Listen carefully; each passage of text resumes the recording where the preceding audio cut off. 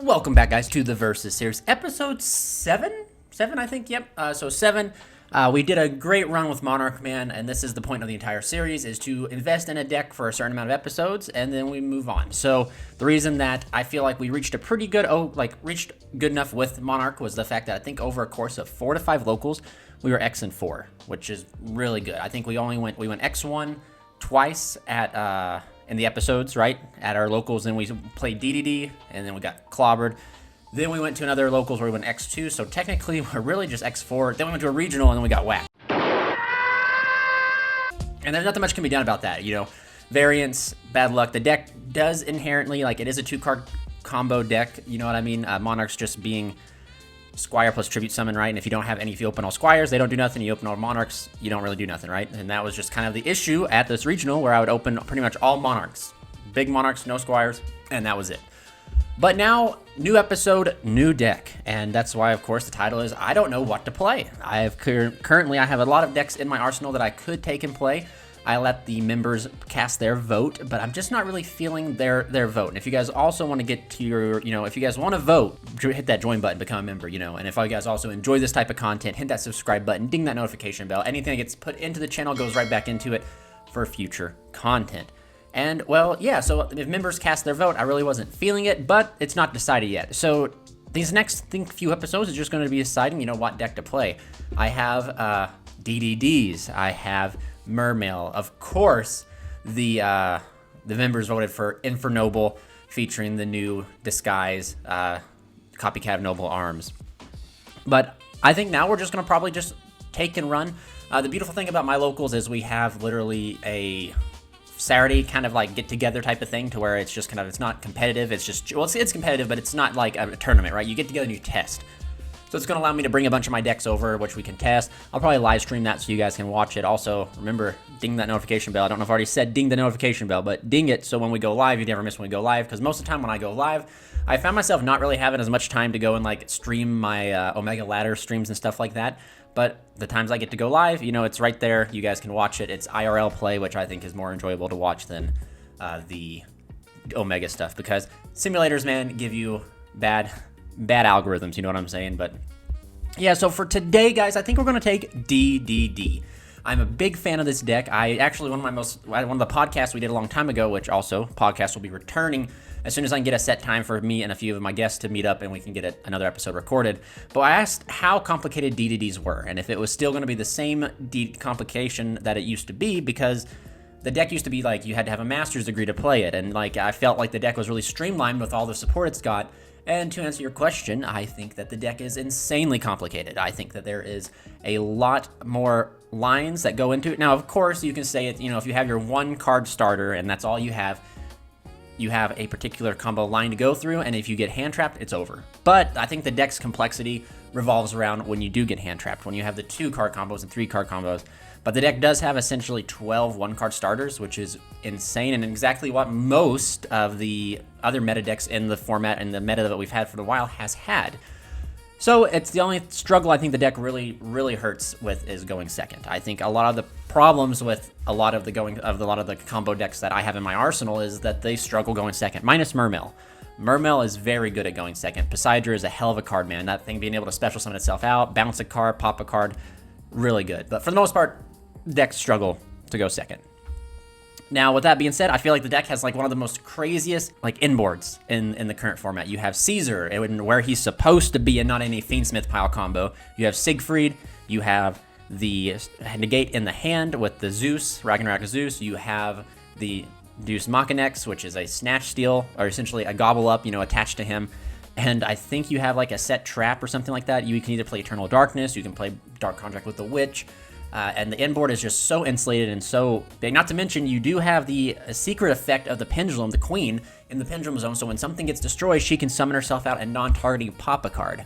So the deck just has a lot of layered disruption and a lot of layered interactions, and I just think that the deck does take a pretty much a intelligent player or a skillful player to be able to pilot, and that's one of the decks I really enjoy because I love devoting myself to a deck to get really good at it, and that's the point of the series, right? So we're gonna probably take DDD tonight, and I'll showcase you guys some gameplay and stuff like that, and I'll probably put together Mermail for tomorrow, and we'll probably showcase some Mermail stuff in the next episode, or we'll just play some more DDDs and stuff like that. Also, let me comment down below what you guys think of the series. I kind of just have like a little algorithm. I have some B-roll, a discussion, more B-roll, and then I have essentially some gameplay. And like, comment what you guys would like to see a little bit down before. Also, I do have the a deck profile for DDDs that I'll probably put out. I'm just missing a few cards, and normally I will put in a deck profile, but I really, for this video right here, I won't put one in unless I get the cards in the mail, in which case I'll, next clip will be the deck profile. But until then, we'll just kind of like show the gameplay, and I'll wait till I get all my cards to show the final deck profile. But anyway, move on to the next scene. I think that we got to run the old car into the shop, get some coffee, and then we can pack up and get ready for tonight. I got to end up packing up all my recording equipment for the stream. Tonight's going to be a new stream setup. Shout out, a big thank you to my man Sebastian for helping me get it set up. Instead of having like the angle look down, we're going to have a top-down look, and it's going to be nice. But anyway, see you guys in the next clip.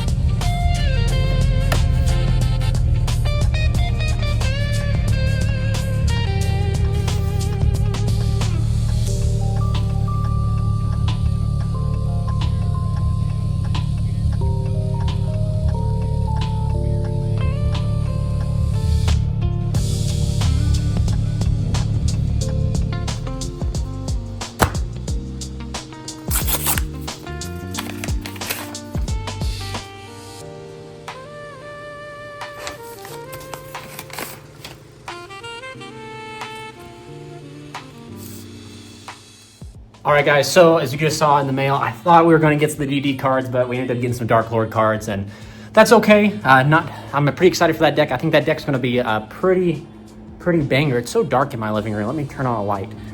But we're preparing for locals, getting ready to head out now. I got to run and grab some more of my gear for the stream tonight, which we're going to have, which should be awesome for you guys. Like I said, new angle, everything like that. But yeah, so we're just zipping out, heading straight to locals, and yeah, catch you guys in the next clip. All right, guys, here we are.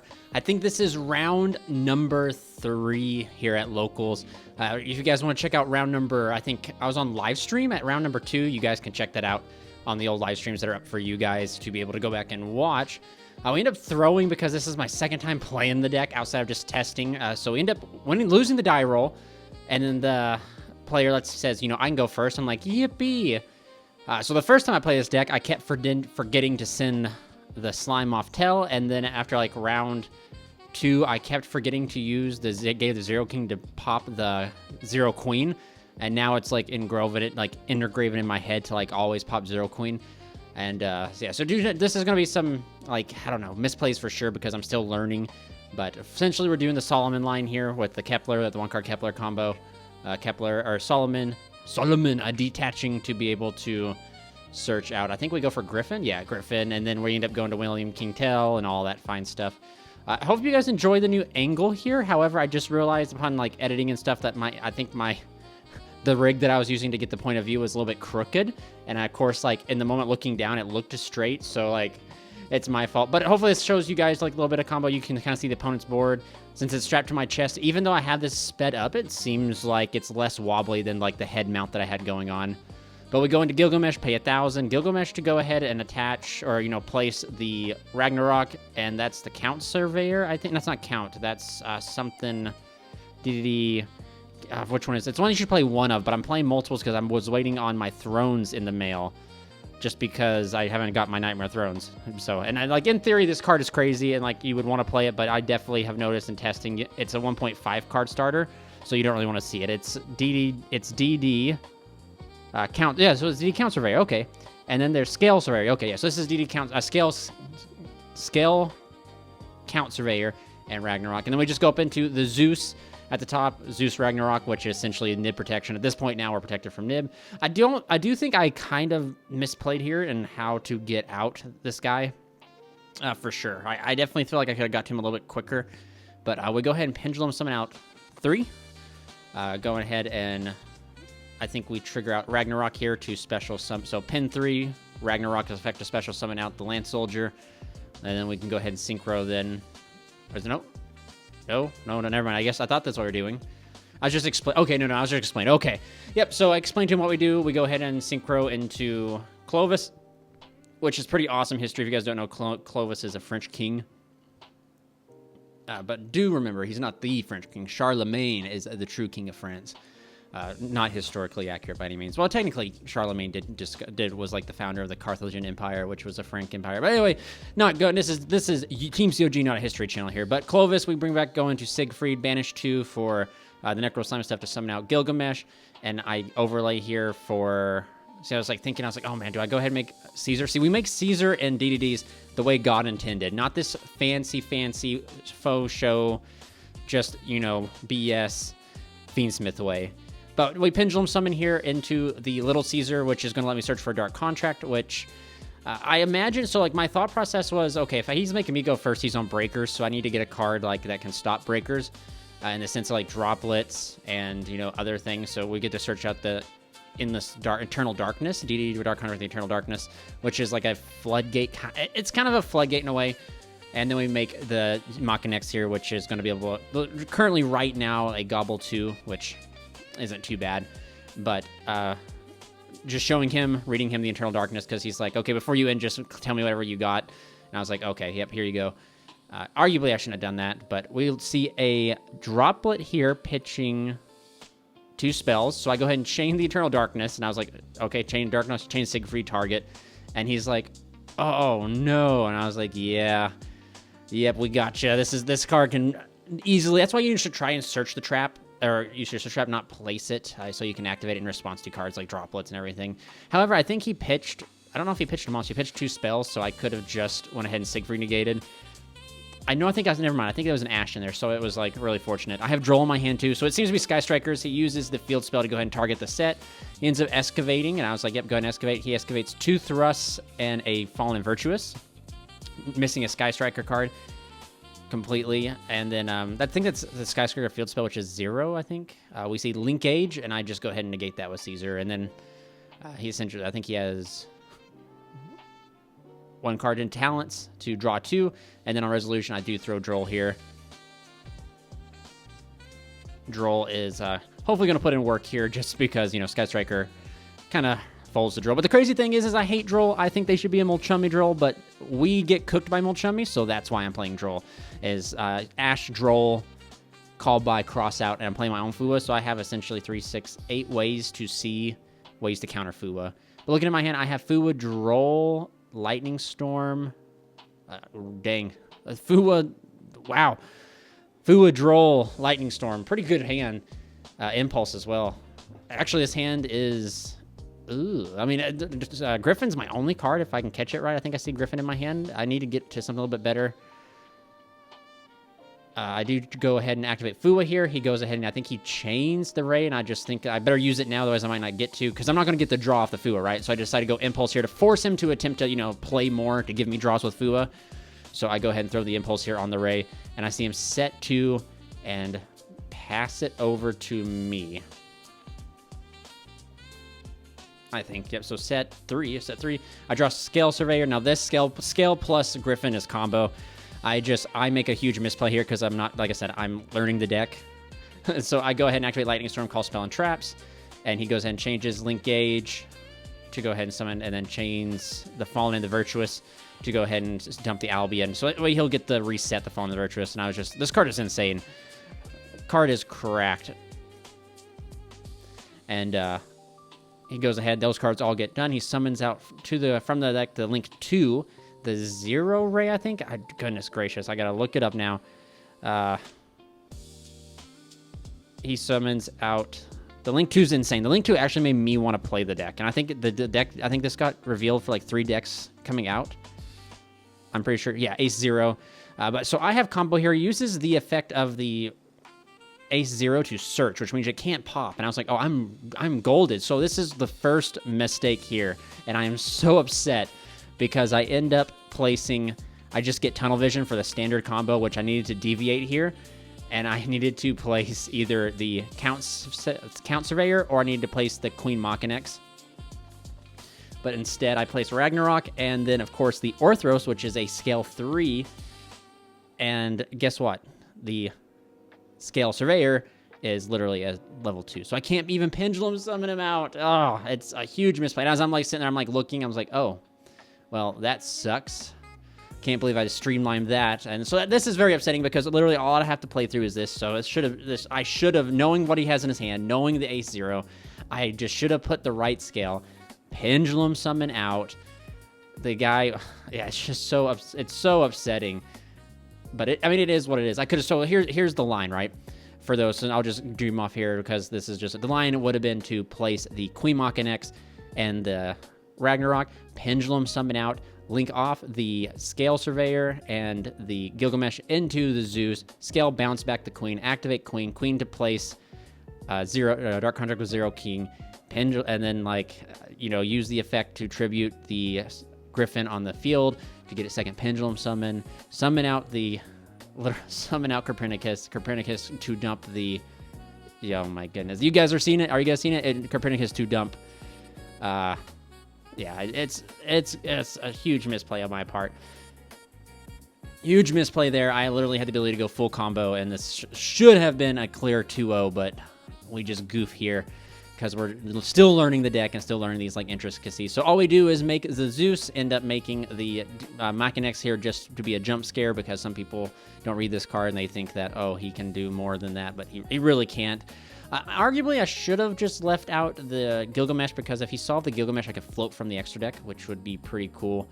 But yeah, just totally threw this game just because I decided I got Tunnel Vision for the Streamline combo, and it's just, DDD is a complex deck. That's the point of doing these type of videos, is looking back and seeing this type of stuff, so that, you know the misplays and you learn from them, because I never knew that Scale Surveyor's effect to bounce would come up, but it has come up so much in the past 2 days, within this instance here, where it would literally have won me the game, and then in today's, at Saturday, at the time of voicing this over, or the day we went to test it live at Locals, which was live streamed, and that came up quite a bit in testing, is using the Scale Surveyor to bounce back a Machinex that was placed. So yeah, a huge misplay on my part, man. Like I said, it's just, it's infuriating, looking back and seeing it, wow, if I would have just played this correctly, I would have been able to establish the full DDD board, which one engage would not have been able to. I literally could have negated the engage, which is upsetting. It makes me so mad because I think the Ray floated out into, the Ray floated out to Kagari, and I should have, I'd have Caesar to stop that, and it is what it is. So you live and you learn, man. You live and you learn. But, yep, so we're going to see double Widow Anchor here, chain, and I'm just like, yep, that's all I need to see here. So we go into that all-important Game 3, where I get to go first, and I go ahead and activate. I have multiple, ways to combo here, thank goodness. So a lot of issues I've been having with this, and at this Locals, I don't think a lot of players would notice I was playing DDDs, and they'd, try to hold their hand trap for something else. But, a lot of times, if they would just do their hand trap at the first thing that I did, I'd been like, oh, I have to pass, but no. So, Queen Machinex to summon. So I'm trying to play underneath, I think, Droll is what I'm trying to play under. Even though I'm I shouldn't be super scared. I shouldn't be scared of Droll as much as I was, because the deck can play, right here. As soon as I get this ad here, I get to play underneath it, but I don't think that yeah. My starter was literally Dark Contract with the Gate, which if I added Kepler would, and on Resolution Droll, Kepler would not have done anything, whereas Dark Contract grabs me the Queen and I get to play through it. And I had the Count Surveyor in hand to be able to potentially extend. But we end up going Chainlink 1 William Tell, Chainlink 2 Gilgamesh to go ahead and place. So streamlining the same combos here. Just trying to go through it all here, just having a DDD cutscene here. Because he, you know, since he's a striker, he's definitely on board breakers and stuff like that. However, it does, like, since I think he revealed early... No, he hasn't revealed the Radiant Typhoon stuff yet. But spoiler alert, he will show us the Radiant Typhoon stuff. He can search MST to out, like, our minor Floodgate. But I feel pretty good because I have Impulse in my hand as well to be able to check certain things. Go into the Link 3, just checking the graveyard to make sure everything's okay. And then we'll go ahead and trigger the... Yeah, so Link 3, trigger out the Ragnarok. Ragnarok to bring back Tell. Go ahead and use the Orthros to pop Tell and pop itself. That'll trigger out the Queen Machinex. Use the Ragnarok, or use Zeus Ragnarok Zeus to pop the Queen Machinex to place it back into scale to get 2 Pendulum Summons. Banish Slime plus another DDD from Graveyard to fusion out to Genghis. And now we're just trying to combo off here in this direction. I do first Pendulum Summon, and I do think I'm just looking, because I gotta remember, like, the Griffin's, like, I haven't got, like, down, I know, so, like, I gotta memorize now. When you Pendulum Summon Griffin, you discard a card, discard DD or Dark Contract, draw a card. When a Griffin is summoned from the graveyard, you get to add a DD card, which is why some people play Headhunt. So we end up Constructor Chainlinks here, Griffin, Gilgamesh to bring back the Lance Soldier, go ahead and make King Clovis, Clovis to go ahead and reborn from the graveyard since I have a Dark Contract, to go ahead and do this, another Thor to make Siegfried, go ahead and make Caesar, and then Pendulum Summon out here too. I go ahead and smack on here for a fat Machinex because this, you know, I guess I didn't really prioritize the trap. Or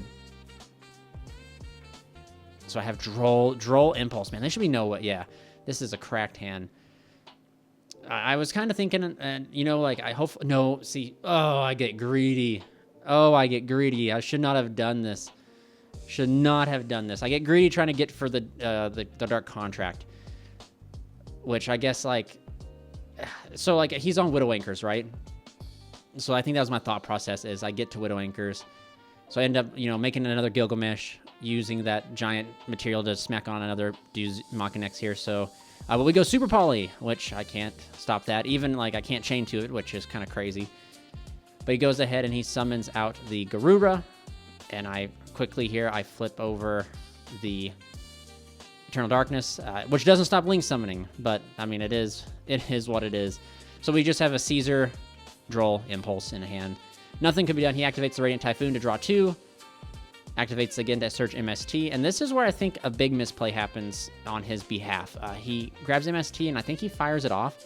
And he's just asked, does these guys do anything? And he hits the scale. And I'm like, oh, sweet. Okay, yeah. I mean, that works.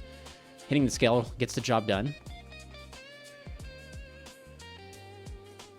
He goes and activates Chicken Game. Always read your cards, man, because something I did not read, I draw him here on Resolution, I did not read in the live stream match, is I didn't read the Yubel's Nightmare Throne where it says I have to attack. So, like, I totally build my board around not thinking I had to attack, but then, like, I'm forced to attack everything, so I literally got cooked by that card making me attack into the Yubel, and then I take all the damage. So we see SP come out, banishing the Caesar. I hope enough. I see one Chicken Game, one set, one in hand. I hope that's... I'm not just going to play through the Little Knight, which shouldn't be too bad. I draw Griffin, and I have the Scale Surveyor. So I place the Scale Surveyor to go ahead and make the Eternal Darkness live, because it says if I have 2 Dark Contracts, which is pretty good. So that means, like, he can't target cards on the field, monsters on the field with Spell Trapper effects. And they cannot be used for a summon, which is pretty crazy. Instead of getting rid of the Chicken Game here, I actually use its effect to draw. See, this is what I was talking about. If I had read Chicken Game, it says the person with the lowest attack points or lowest life points doesn't take damage, and I should have, you know, hindsight's always right. I should have probably not got greedy, but man, one of the 7 deadly sins is greed. And we're just correcting here that the Machinex should be in the, you know, the extra deck here. I'm trying to think. I think it's Pendulum out 1. Special, or I think it's pin 1, pin 2. He attempts to go, yeah, I attempt to, I'm just reading everything, because I can make a giant Arc Crisis, but I'm just trying to get to it here. I'm trying to get to lethal is what I'm trying to do, but I've totally I don't recall the chicken game's full effect. So that's why I was like reading these cards, and I was like, oh, I think I can get to it. Hot dog, I can get to it. And this card's just like so powerful, but I literally only have these 3 cards left in my extra deck. But I have Ash, Impulse. Like I feel like I'm setting super well. Here, I just gotta try and like push a little bit further. I mean, like I was even thinking, I was like, I could use the Ragnarok to tribute that, but it wouldn't. Just trying to the Arc Crisis is such a great follow-up in the sense of what it does.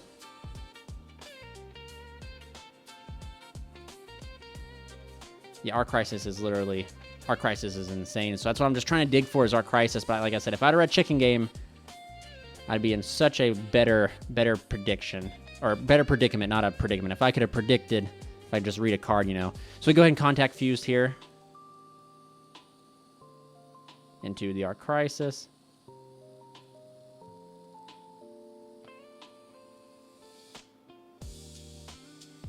And then we are reading this here. Actually, we do have like a kind of a misplay here kind of happen. So I was just checking the Eternal Darkness because we kind of did it today a little bit differently here.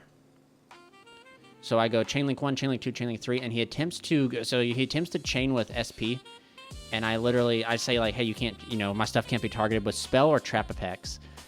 Cannot target monsters on the field with spell or trap effects. Tribute them for a tribute summon. So he should have been able to SP here. For sure, that he should have absolutely been able to SP. Absolutely. So a huge misplay on my part. I should have... So like hindsight looking back, you know what I mean? Definitely, it's just... the same inboard is I just choose not to activate anything, banish these, and then of course like the same outcome is literally the same. Yeah, I don't activate an effect, attacked over, and it's the same thing. But we go engage here off the rip, and I ash it, and he was like, oh man, I should have used Area 0 before, and he just got, got super tunnel vision with just resolving engage, and I think it's more than enough to guarantee us this game here. And we ended up going 3-1 at locals, definitely better than the first time we played the deck. And yeah, thank you guys so much for watching this episode of Episode 7. Not really much more to show here, but yeah, stay tuned for Episode 8 coming out with a deck profile, hopefully coming soon.